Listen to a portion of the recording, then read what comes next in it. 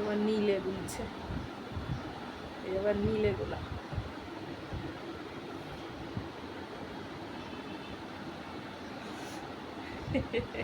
নীলে গুলছে, সে গল্পের মতো নীল নীল।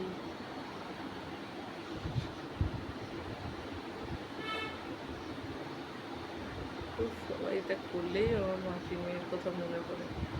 কি শুরু করতাম আমরা দুজনের, কি এই যে তো হলো আর এটা নেই।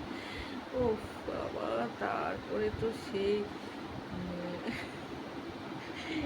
এইখানটা এই খাটটার মধ্যেই বসতাম, বুঝেছো?